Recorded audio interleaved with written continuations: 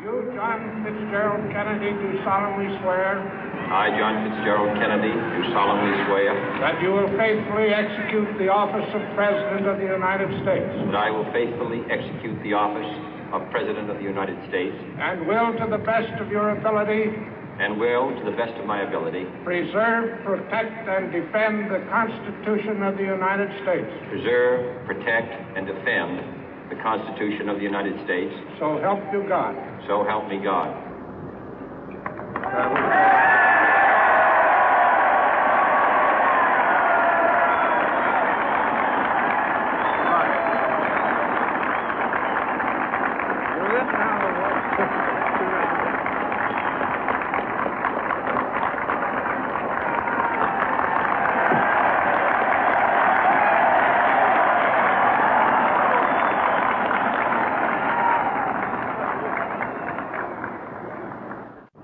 Vice President Johnson, Mr. Speaker, Mr. Chief Justice, President Eisenhower, Vice President Nixon, President Truman, Reverend clergy, fellow citizens.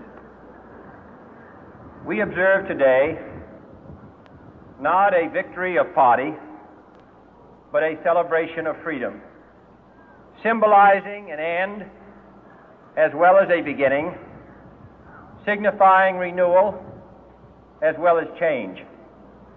For I have sworn before you and Almighty God the same solemn oath our forebears prescribed nearly a century and 3/4 ago. The world is very different now, for man holds in his mortal hands the power to abolish all forms of human poverty and all forms of human life. And yet the same revolutionary beliefs for which our forebears fought are still at issue around the globe.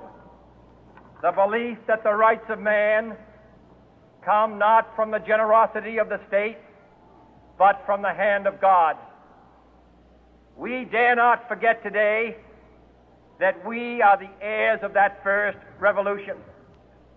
Let the word go forth from this time and place to friend and foe alike that the torch has been passed to a new generation of Americans born in this century, tempered by war, disciplined by a hard and bitter peace, proud of our ancient heritage, and unwilling to witness or permit the slow undoing of those human rights to which this nation has always been committed and to which we are committed today at home and around the world.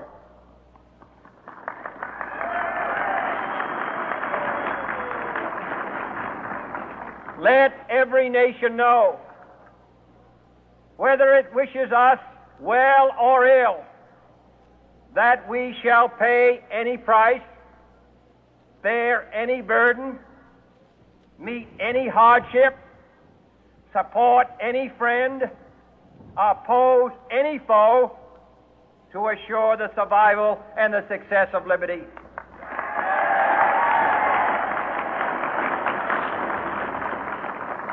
This much we pledge and more. To those old allies whose cultural and spiritual origins we share, we pledge the loyalty of faithful friends. United, there is little we cannot do in a host of cooperative ventures. Divided, there is little we can do, for we dare not meet a powerful challenge at odds and split asunder.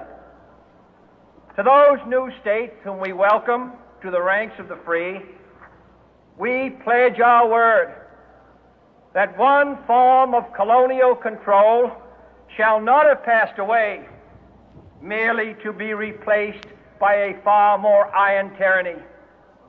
We shall not always expect to find them supporting our view, but we shall always hope to find them strongly supporting their own freedom, and to remember that in the past, those who foolishly sought power by riding the back of the tiger ended up inside.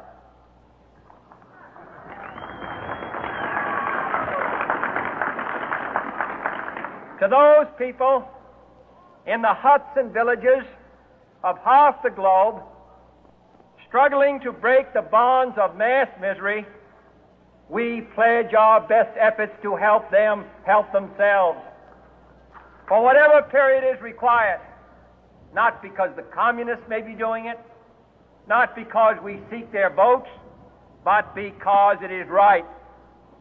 If a free society cannot help the many who are poor, it cannot save the few who are rich.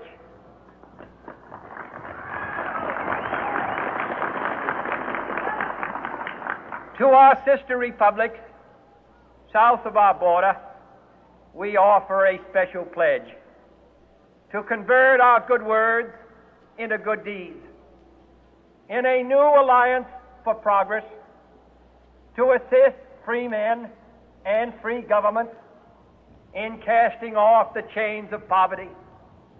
But this peaceful revolution of hope cannot become the prey of hostile powers. Let all our neighbors know that we shall join with them to oppose aggression or subversion anywhere in the Americas. And let every other power know that this hemisphere intends to remain the master of its own house.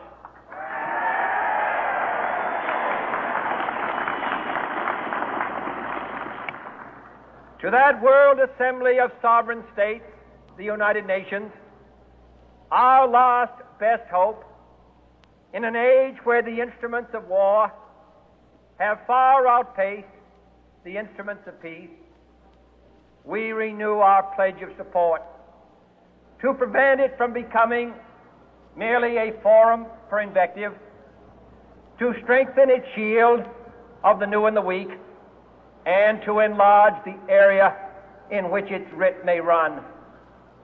Finally, to those nations who would make themselves our adversary, we offer not a pledge, but a request that both sides begin anew the quest for peace. Before the dark powers of destruction, unleashed by science, engulf all humanity in planned or accidental self-destruction, we dare not tempt them with weakness, for only when our arms are sufficient beyond doubt can we be certain beyond doubt that they will never be employed. But neither can two great and powerful groups of nations take comfort from our present course, both sides overburdened by the cost of modern weapons, both rightly alarmed by the steady spread of the deadly atom, yet both racing to alter that uncertain balance of terror that stays the hand of mankind's final war.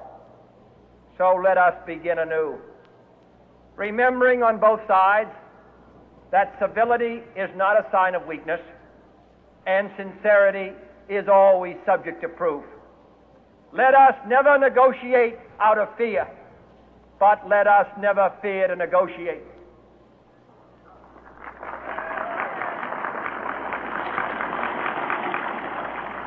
Let both sides explore what problems unite us, instead of belaboring those problems which divide us. Let both sides, for the first time, formulate serious and precise proposals for the inspection and control of arms, and bring the absolute power to destroy other nations under the absolute control of all nations.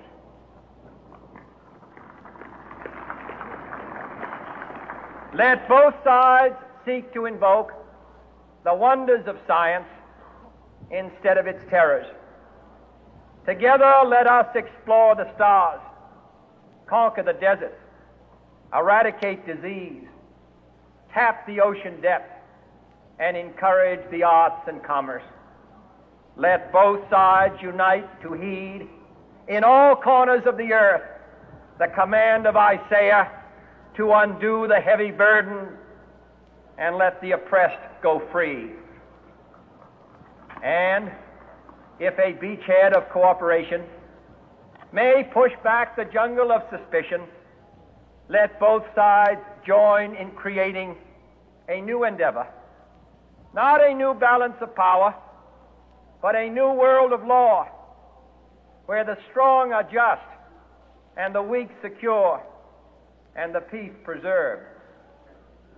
All this will not be finished in the first 100 days, nor will it be finished in the first 1,000 days, nor in the life of this administration, nor even perhaps in our lifetime on this planet. But let us begin.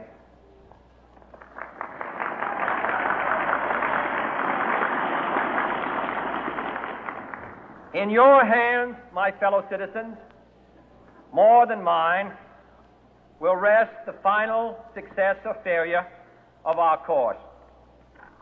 Since this country was founded, each generation of Americans has been summoned to give testimony to its national loyalty. The graves of young Americans who answered the call to service surround the globe. Now the trumpet summons us again, not as a call to bear arms, though arms we need, not as a call to battle, though in battle we are, but a call to bear the burden of a long twilight struggle, year in and year out, rejoicing in hope, patient in tribulation, a struggle against the common enemies of man, tyranny, poverty, disease, and war itself. Can we forge against these enemies a grand and global alliance, north and south, east and west, that can assure a more fruitful life for all mankind? Will you join in that historic effort?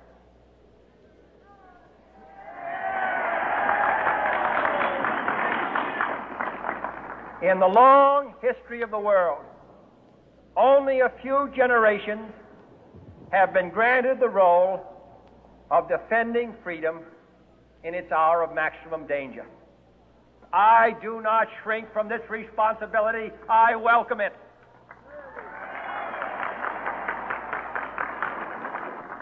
I do not believe that any of us would exchange places with any other people or any other generation. The energy, the faith, the devotion which we bring to this endeavor will light our country and all who serve it. And the glow from that fire can truly light the world. And so, my fellow Americans, ask not what your country can do for you. Ask what you can do for your country.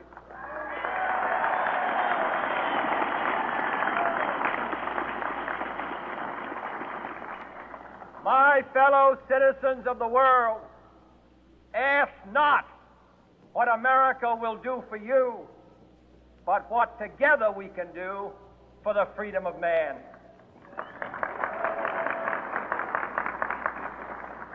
Finally, whether you are citizens of America or citizens of the world, ask of us here the same high standards of strength and sacrifice which we ask of you. With a good conscience, our only sure reward, with history the final judge of our deeds, let us go forth to lead the land we love, asking His blessing and His help, but knowing that here on earth God's work must truly be our own.